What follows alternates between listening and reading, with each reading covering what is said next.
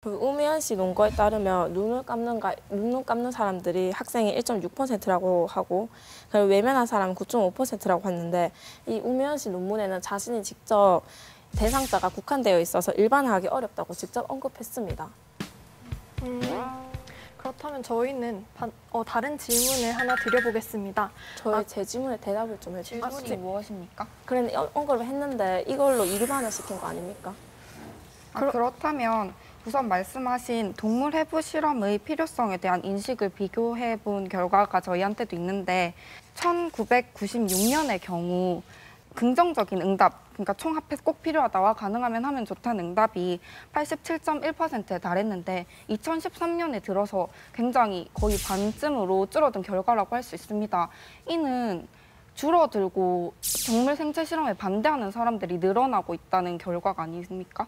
그런데 그 사람들은 보통의 일반 모든 학생들 아닙니까? 하지만 거의 과학에 대한 진로로 가고 싶은 희망이 있는 학생들은 그 대부분의 학생들이 다 이 동물 생체 실험 해야 한다고 생각합니다. 조나단 발코믹의 연구에서 아이들은 자신이 경험한 것을 후에도 쉽게 선택하는 경향이 있다고 합니다.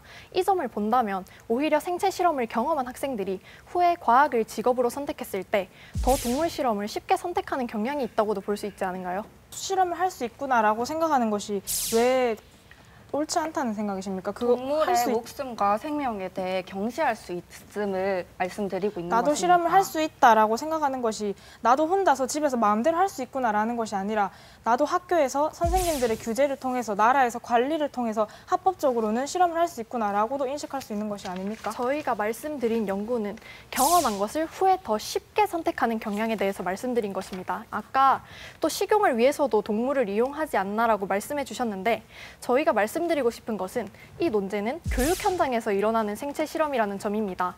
생체 실험은 동물에게 인위적인 행위를 하면서 그들에게 고통을 주며 이루어지는 실험인데 이것이 과연 학생들의 교육적 측면을 볼 때 바람직한가에 대해 묻고 싶습니다. 하지만 어느 정도 우리는 동물의 권리를 이용해서 교육을 하는 경우가 생체 실험뿐만 아니라 동물원이나 파충류 박물관 같은 곳에서 많이 이루어지고 있습니다. 이에 대해서 어떻게 생각하시나요? 아까 그 점에 대해서는 저희가 학교 현장에서 이루어지는 생체 실험은 학생들의 교육적 측면에서 초점을 맞추어 바라보는 것이기 때문에 다른 문제라고 말씀드렸습니다.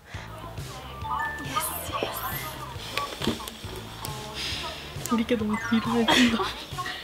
근데 너무 잘했습니다. 또 현재 과학 교과 시수가 전반적으로 줄어들어서 실험 실습을 하는 것이 전체를 할 수 있는 것이 아닙니다.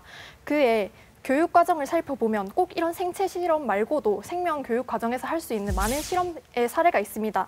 예를 들면 좀개구리밥 개체군의 성장, 생태계 모형 만들기, 상상의 동물 만들기 이런 것들과 같이 다른 실험이 있는데 꼭 생명을 해치면서까지 이런 생체 실험을 해야 하는 이유가 있습니까?